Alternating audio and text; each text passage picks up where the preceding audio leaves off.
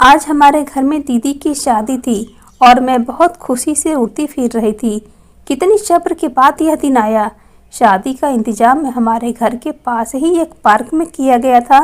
दीदी की शादी का सालों से इंतजार था, क्योंकि दीदी की उम्र शादी से थोड़ा ज़्यादा आगे बढ़ गई थी और रिश्ता नहीं मिल रहा था।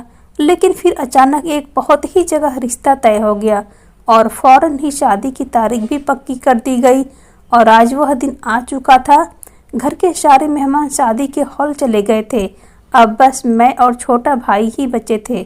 हम दोनों भी निकल ही रहे थे। बारात ही आने वाली थी। जैसे ही हम शादी के हॉल में पहुंचे तो कुछ देर बाद ही बारात आ गई। बारात का स्वागत बहुत अच्छे से हुआ। शादी की सारी रस्म होने लगी और फिर पंडित जी ने फेरों के लिए भी बुला लिया। बहुत ही खुशी का माहौल भरे थे। दीदी की शादी भी हुई थी और फिर ठीक विदाई से पहले मेरी दीदी के सास ने आज ही वह अजीब शर्त हमारे सामने रख दी। ऐसी शर्त सुनकर हम सब लोग हैरान रह गए थे और उनकी जिद थी कि इस शर्त को हर हाल में पूरा किया जाए। हम सब लोग एक दूसरे का मुंह देखते रह गए। मेहमान भी आपस में खानाफूसी करने लगे थे। ऐसा तो कभी पहले देखा ना सुना था। मेरा नाम रानी है और दीदी का नाम ज्योति है। मेरी उम्र 24 साल हो चुकी है, लेकिन दीदी मुझसे 4 साल बड़ी हैं। दीदी की उम्र 28 साल हो चुकी है। इंटर के बाद दीदी ने पढ़ाई छोड़ दी थी, क्योंकि उन्हें पढ़ाई का कोई ज़्यादा शौक नहीं था। वह कुकिंग और बेकिंग किस्मत में आजमाना चाहती थी। वह अपना एक छोटा सा बेकरी खोलना चाहती थी, जिससे वह बिजनेस कर सके। हम सब ने दीदी के सपोर्ट भी किया था और हम भी यही चाहते थे कि अगर दीदी का रुझान इस तरफ है तो ज़रूर उन्हें यह काम करना चाहिए। सो दीदी ने घर पर ही कुकिंग और बेकिंग का छोटा सा सेटअप बना लिया था और लोगों को होम डिलीवरी भी करने लगी थी। इस बिजनेस में उनके साथ पापा थे और दीदी को पूरी तरह से सपोर्ट कर रहे थे। पापा डिलीवरी दे आते थे और दीदी ऑर्डर के अनुसार खाना तैयार कर देती।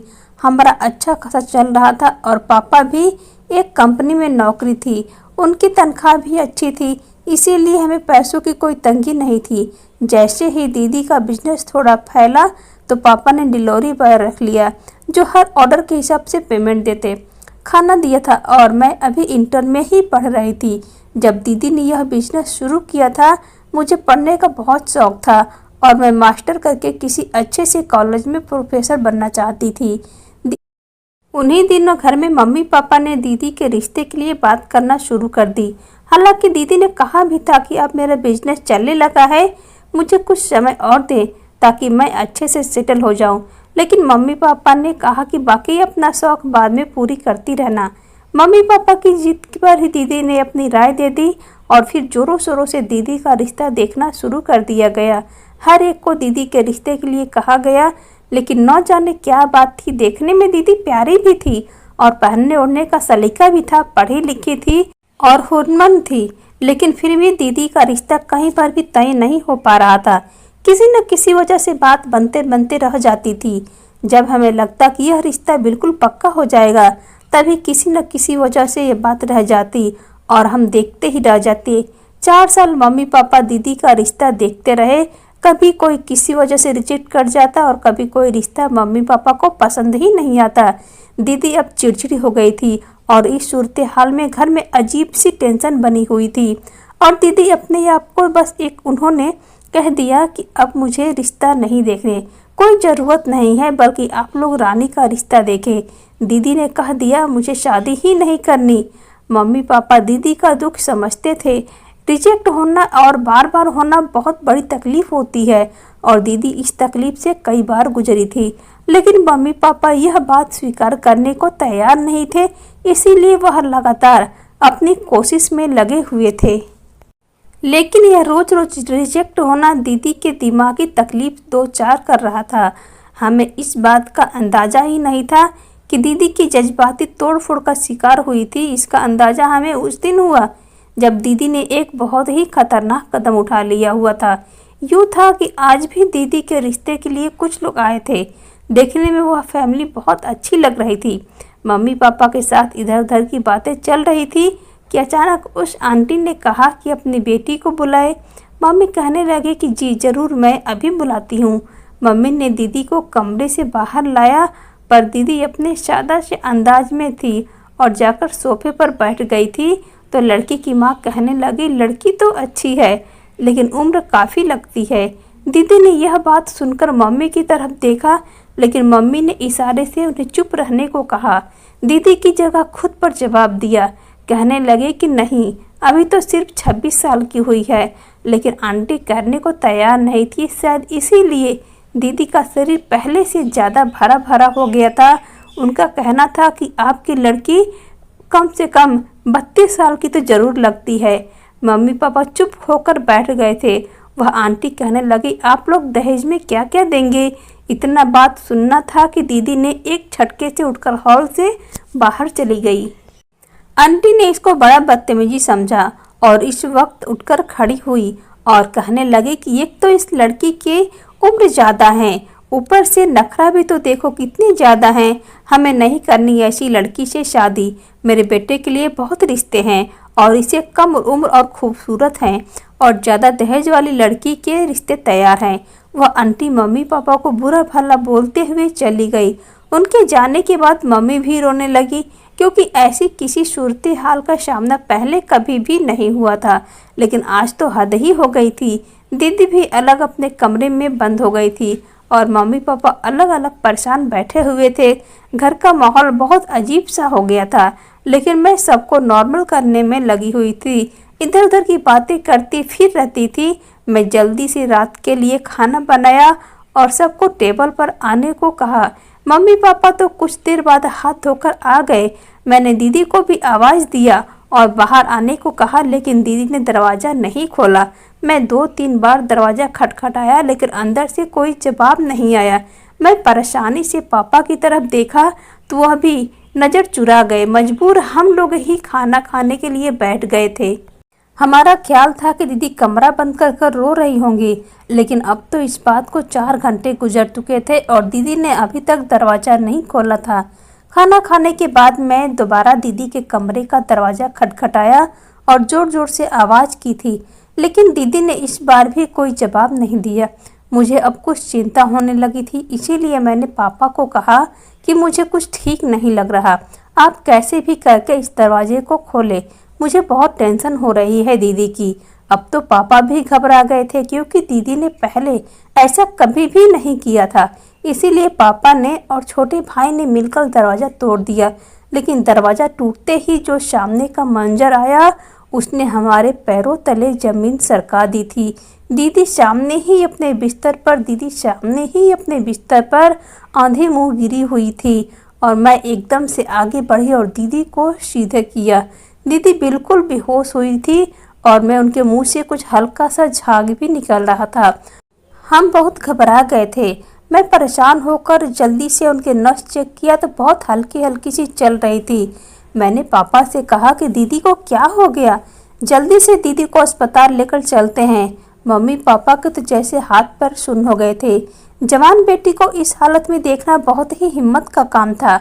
हम सभी समय से दीदी को लेकर अस्पताल ले गए। वहां पर उनके इमरजेंसी का ट्रीटमेंट किया गया।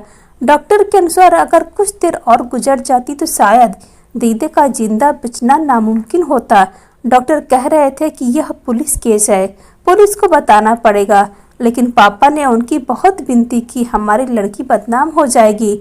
डॉक्टर ने भी मेरे पापा की मजबूरी को समझते हुए पुलिस को इन्फॉर्म नहीं किया। दीदी को सारी रात अस्पताल में ही रखा गया। सुबह तक उनकी तबीयत काफ़ी बेहतर हो गई थी। होश में आने के बाद दीदी ने किसी से कोई बात नहीं की, बस वे आवाज़ आंसुओं से साथ रोती रहती थी। मैं भी दीदी को कुछ नहीं कहा, क्योंकि मैं उनके अंदर का दुख जानती थी। बार बार किसी लड़की के लिए रिजेक्ट होना, जबकि उसमें कोई कमी भी ना है, एक बहुत बड़ी तकलीफ होती है। मैं दीदी के इस दुख को समझ सकती थी। सुबह डॉक्टर के विजिट के बाद हम दीदी को घर ले आए। इन्हें नींद की गोलियां खा ली थी। हमारे घर में तो जैसे मौत का सन्नाटा छा गया था। पापा तो खुद ही मुजरिम समझने लगे थे कि उनकी वजह से उनकी औलाद आज दुख में है, और मैं कभी मम्मी पापा की हिम्मत बढ़ाती तो कभी दीदी का हौसला देती। दीदी इस तकलीफ से निकलने में 2 से 3 दिन लग गए थे। तब तक हम लोग भी नॉर्मल रूटीन की तरफ वापस आ गए थे। लेकिन अब कभी मैं दीदी की समझती रहती थी कि अगर तुम्हें कुछ हो जाता तो मम्मी पापा को क्या करते, उनकी ज़िंदगी में पहले क्या कम परेशानियां थी जो तुम अब उनको और परेशान कर रही थी और उन्हें औलाद का दुख दे रही थी। मैंने दीदी को बहुत समझाया, वह शर्मिंदा से सर झुकाए बैठी रहती, कुछ ना कहती। इस हादसे के बाद दीदी काफ़ी खामोश रहने लगी थी। हाँ, उन्होंने एक चीज़ नहीं छोड़ी थी और वह था कि उनका काम। वह अपने काम के मामले में बहुत ईमानदार थी और वक्त पर उसे पूरा करती थी। कुछ दिन शर्मिंदगी की हालत में रहने के बाद एक दिन दीदी ने मम्मी पापा के पास जाकर हाथ जोड़कर उनसे माफ़ी मांग ली। मम्मी पापा भी शायद इसी इंतजार में थे कि दीदी को सीने से लगा लिया और तीनों ऐसे रोने लगे जैसे आज सच में दुख बदले में गिर गए हो। उसके बाद घर में सब कुछ नॉर्मल हो गया। कुछ दिन बाद मम्मी पापा दीदी से रिश्ते की बात करने वाले थे तो मैंने उन्हें मना कर दिया कि आप दीदी के दिमाग की हालत को देखते हुए कुछ समय के लिए कोई रिश्ता ना देखें और ना ही किसी को घर पर बुलाए। मेरी बात भी उनको समझ आ गई थी, इसीलिए उन्होंने दोबारा रिश्ते के लिए कोशिश नहीं की। दीदी के बाद मेरा नंबर था, लेकिन मुझे अभी शादी नहीं करनी थी क्योंकि मैं अभी मास्टर कर ली थी और मैं कॉलेज में प्रोफेसर की जॉब के लिए अप्लाई भी कर ली थी। मेरा शौक था कि मुझे गवर्नमेंट कॉलेज में नौकरी मिल जाए। पढ़ाई के मामले में मैं बहुत अच्छी थी, मेरे रिजल्ट भी काफ़ी अच्छे थे और मैं नौकरी ढूंढ रही थी।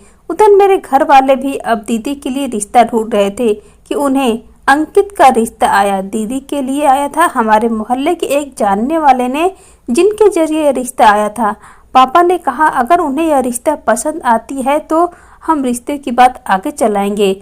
जिन अंकल ने पापा को रिश्ते के बारे में बताया था उन्हें भी हामी भर ली थी और ठीक था। दिन बाद लड़के वालों को भी घर आने का टाइम दे दिया गया। मम्मी और पापा अच्छा खासा इंतजाम किया था। हमें पूरी उम्मीद थी कि यह रिश्ता पक्का हो जाएगा, इसीलिए हमने तैयारी भी उसी हिसाब से की थी और वही हुआ जिसकी हमें उम्मीद थी। मेहमानों की अच्छी तरह से खातिर की गई थी और बातों के दौरान एक दूसरे के साथ जरूरी मामला भी निपट लिए गए थे। दीदी भी डरते डरते सामने आई थी क्योंकि उन्हें डर था कि शायद आज भी उन्हें रिश्ते के लिए रिजेक्ट कर दिया जाएगा। लेकिन दीदी के बैठने के थोड़ी देर बाद ही उन्होंने दीदी के सामने ही रिश्ते के लिए हाँ कर दी और दीदी के हाथ में शगुन के तौर पर कुछ पैसे भी रख दिए। मम्मी पापा का मुंह खुला का खुला रह गया क्योंकि उन्हें उम्मीद ही नहीं थी कि इतनी जल्दी ये रिश्ता तय हो जाएगा। इसीलिए उन्होंने इस वक्त कोई भी ऐतराज़ नहीं किया। दीदी शर्माकर अंदर चली गई। अंकित के साथ दीदी का रिश्ता पक्का हो गया। मैं खुद भी दीदी के लिए बहुत खुश थी। आखिरकार उनके सब्र का फल तो उन्हें मिलने वाला था। एक पढ़ा लिखा अच्छा डॉक्टर उनका जीवन साथी बनने वाला था। और वहीं पर बैठे बैठे लड़के वालों ने मम्मी पापा को भी अपने घर पर इनवाइट कर ली थी। 3 दिन के बाद मम्मी पापा को लड़के वालों की तरफ जाना था। हमने भी अपनी तरफ से खूब बढ़ चढ़कर तैयारी कर ली थी और 3 दिन के बाद मम्मी पापा अंकित के घर चले गए। लड़के का घर बार बहुत अच्छा बना हुआ था और ऐशो आराम की हर चीज़ घर में मौजूद थी और मम्मी पापा बार बार घर को देखकर खुश हो रहे थे। लड़का भी बहुत ही संस्कारी और मोहब्बत वाला था। सब कुछ ठीक था, सब कुछ अच्छा लग रहा था। इसीलिए वहीं बैठे बैठे अंकित की माँ ने कहा, बहन जी आपसे कोई ज़रूरी बात करना चाहती हूँ, उम्मीद है आप मेरी बात समझेंगे। उन्होंने मेरी माँ से कहा तो मेरी माँ कहने लगी, जी कहिए क्या बात है। तो अंकित की माँ कहने लगी कि दरअसल मैं बीमार रहती हूँ, शुगर और ब्लड प्रेशर की पेशेंट हूँ, तबीयत खराब हो जाती है, कुछ पता नहीं, इसलिए मैं चाहती हूँ कि अंकित के दुल्हन को घर ले आऊँ और उसका बसता हुआ घर देखकर सुकून से मर सकूँ। मेरी बस आपसे यही विनती है कि हमें जल्द से जल्द शादी की तारीख दे दे। अंकित की माँ ने कहा तो मम्मी पापा की तरफ देखने लगी क्योंकि यह फैसला मम्मी अकेले नहीं ले सकती थी, इसीलिए उन्होंने पापा की राय जाननी चाहिए। पापा भी कुछ सोच विचार करके खाने लगे। ठीक है, जैसी आपकी मर्जी, हमें भी इस बात पर कोई ऐतराज़ नहीं, बस हमें तैयारी करने का थोड़ा समय दीजिएगा और हम अपनी बच्ची को अच्छे से इज्जत के साथ विदा कर सके। पापा ने बात पूरी की तो अंकित की माँ कहने लगी, भाई साहब आप चिंता बिल्कुल मत करें, हमें दहेज बिल्कुल नहीं चाहिए। आप बस 2 कपड़ों में अपनी बेटी को विदा कर दे, हमारे लिए बहुत बड़ी बात है। आपने अपनी बच्ची हमें दे दी तो समझो सब कुछ दे दिया। आंटी ने बड़ी मोहब्बत से यह बात कही तो पापा कहने लगे, यह तो आपकी मोहब्बत और बड़प्पन है, लेकिन हम तो ऐसे अपनी बच्ची को बिल्कुल खाली हाथ भी विदा नहीं कर सकते। दुनिया का दस्तूर है, समाज क्या कहेगा, इसलिए जो उसके नसीब में होगा उसे मिलकर रहेगा। यूँ बातों बातों में 1 महीने बाद ही दीदी की शादी की तारीख भी पक्की हो गई। मम्मी पापा बहुत खुश थे।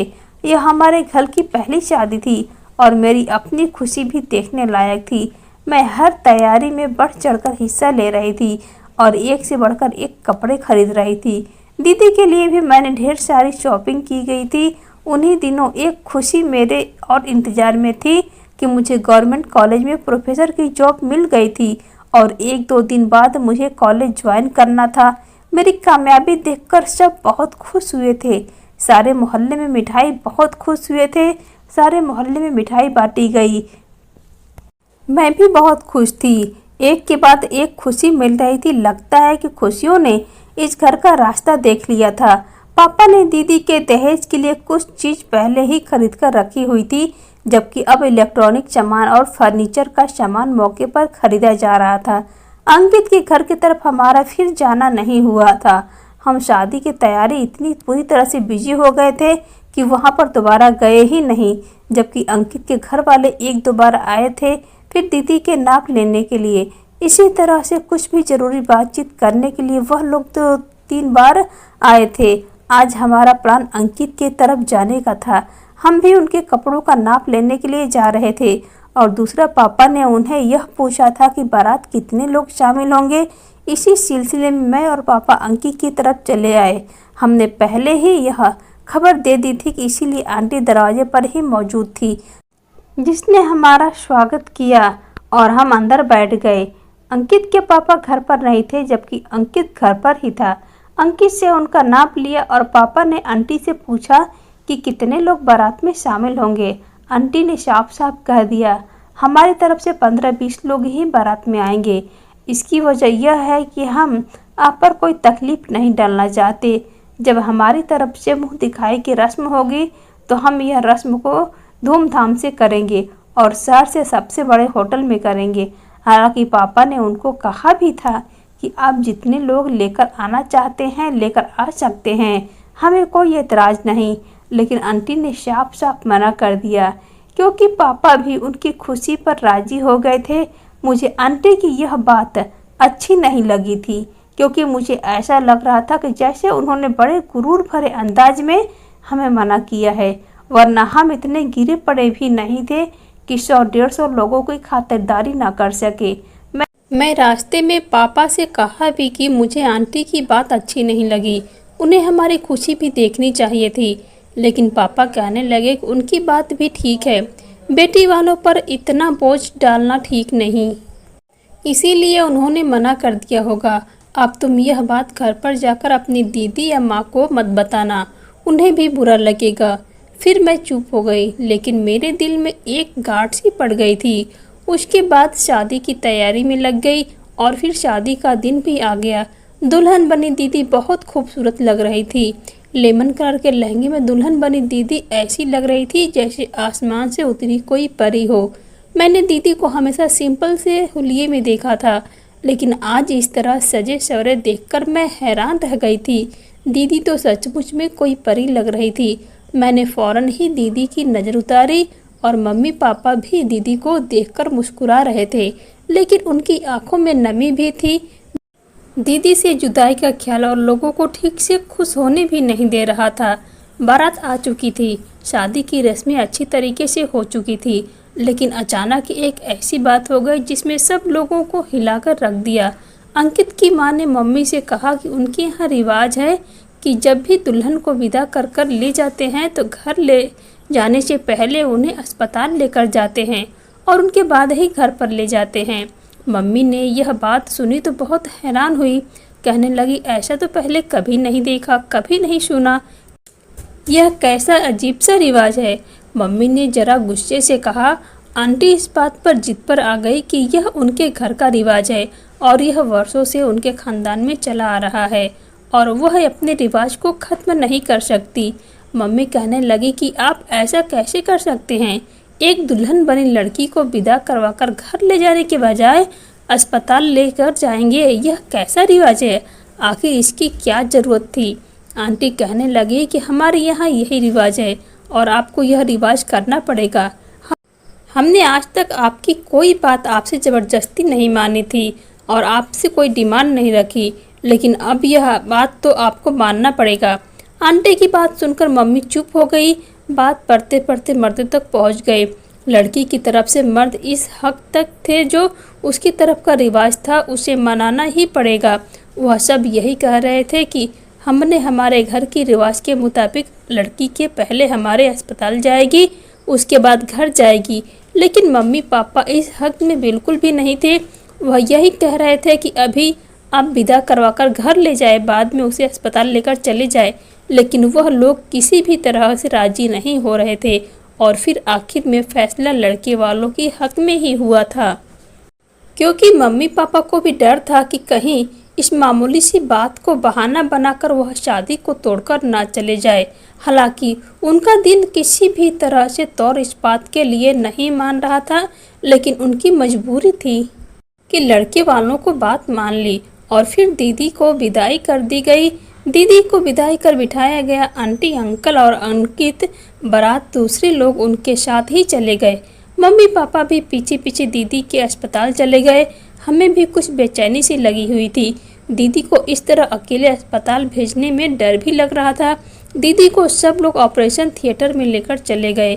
कुछ देर बाद हमने देखा कि लड़के के घर वालों के सारे मर्द डॉक्टर के कपड़ों पहने थे और वह सभी ऑपरेशन थिएटर में चले गए। मम्मी और मैं हैरान परेशान बैठे हुए थे। हमने इंतजार नहीं हो रहा था, लेकिन मजबूरी थी, हमें यहीं बैठना था।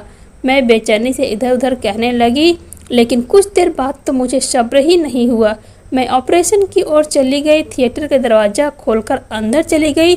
मेरे पीछे पीछे मेरी माँ और पापा भी अंदर आ गए, लेकिन अंदर आकर तो मेरे पैरों तले जमीन ही खिसक गई थी।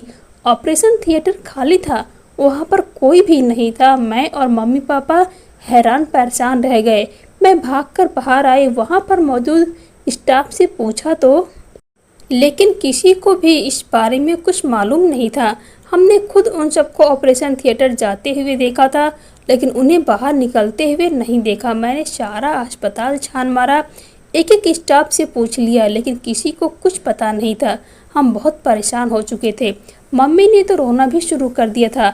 आखिर यह क्या मामला था, कुछ समझ नहीं आ रहा था। रो रो कर मेरी माँ का बुरा हाल हो गया। मम्मी का तबीयत खराब हो गई।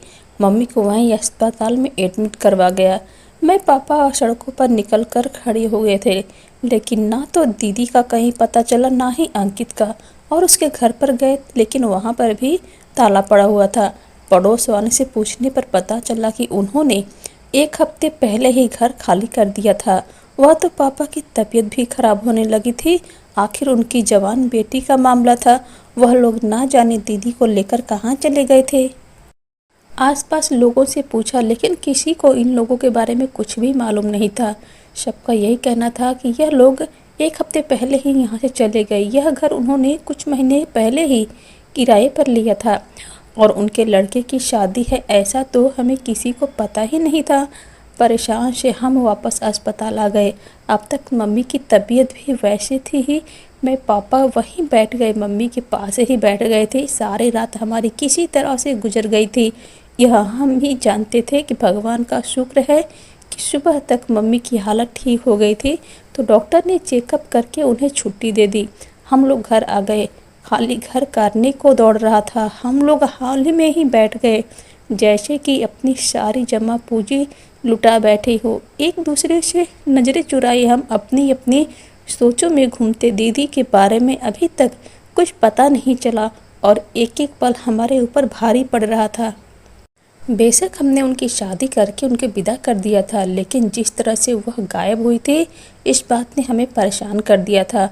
और वह लोग कैसे 1 हफ्ता पहले ही घर छोड़ दिए थे, ना जाने कहाँ पर रह रहे थे और दीदी को कहाँ लेकर, आखिर उनका मकसद क्या था।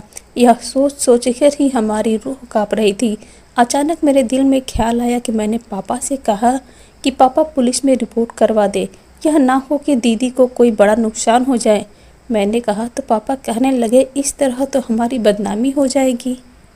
पहले ही उसकी बारात में जो कुछ हुआ, लोगों ने कितनी बातें बनाई, और फिर अगर मैं पुलिस में रिपोर्ट करवा दूंगा तो जगह जगह हमारे चर्चे होने लगेंगे।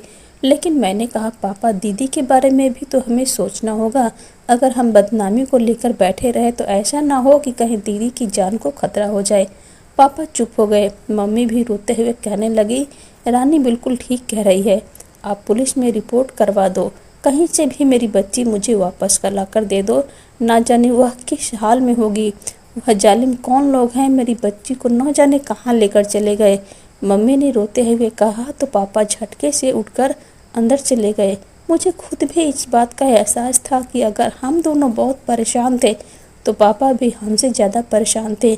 समय तेज़ी से गुजर रहा था, लेकिन हमारे लिए तो एक एक पल सदियों के बराबर लग रहा था। हमारी नींद उड़ चुकी थी। मैंने पापा से बहुत कहा कि पुलिस में रिपोर्ट करवा दो, लेकिन पापा ने यही कहा कि आज की रात देख लेते हैं, कल पुलिस में जाकर रिपोर्ट दर्ज करवा दूंगा। मैं भी पापा की जिद के आगे खामोश हो गई। पापा कुछ सोचकर ही कह रहे होंगे। मम्मी की तबीयत अब हर थोड़ी देर बाद खराब होती जा रही थी। उनका शुगर बढ़ जाता, कभी बीपी हाई हो जाता।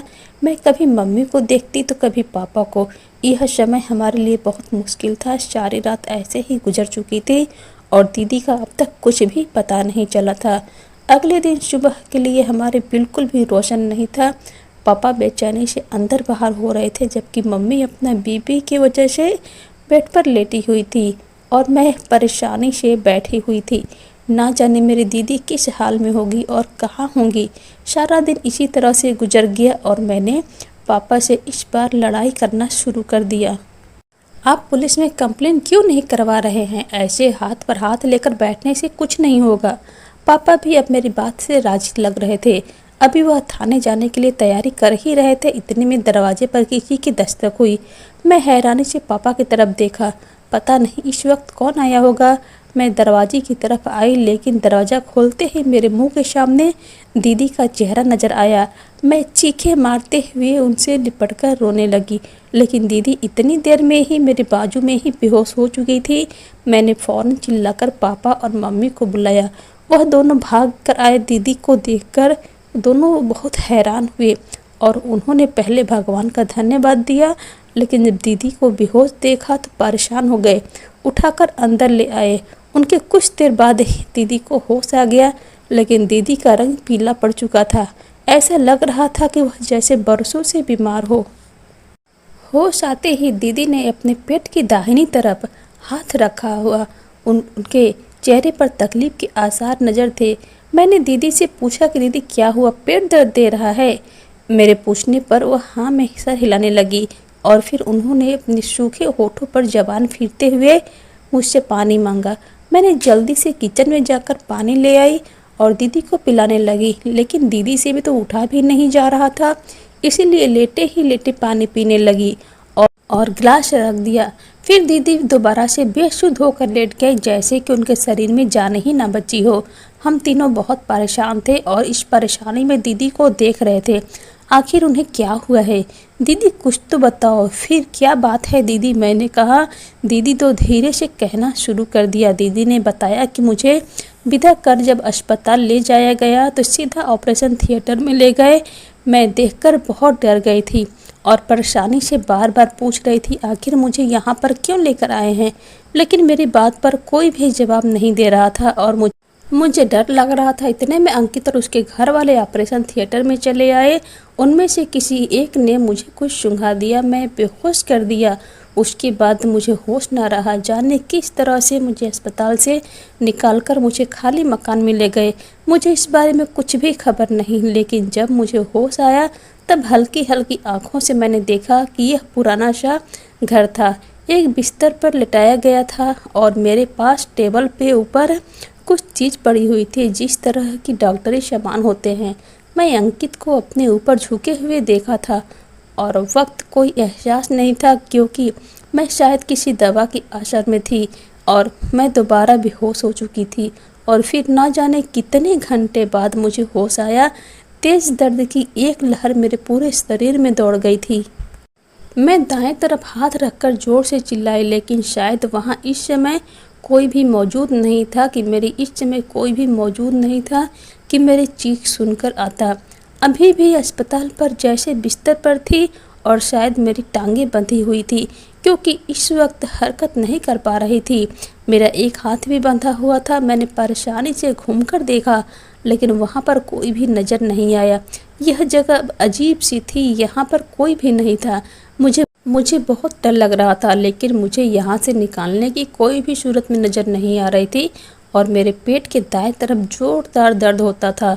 उसकी लहर पूरे शरीर में ऐसी दौड़ रही थी जैसे मेरी जान ही निकल रही हो। ऐसी बेबसी और दर्द में डूबे एहसास से न जाने कितना समय गुजर गया।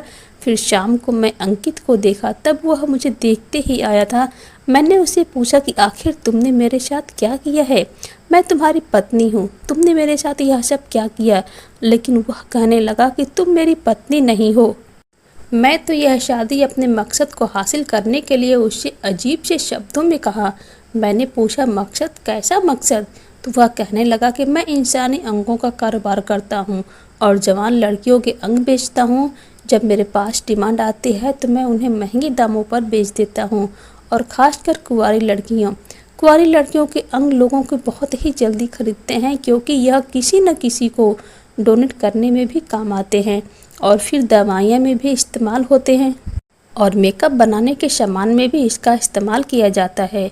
मेरे पास अभी कुंवारी लड़की के गुर्दे की डिमांड थी। बहुत अमीर पैसे वाली फैमिली थी, उसे अपनी इकलौती बेटी के लिए एक गुर्दे की डिमांड थी और वह मुझे इसकी मुँह बोली कीमत देने के लिए तैयार था।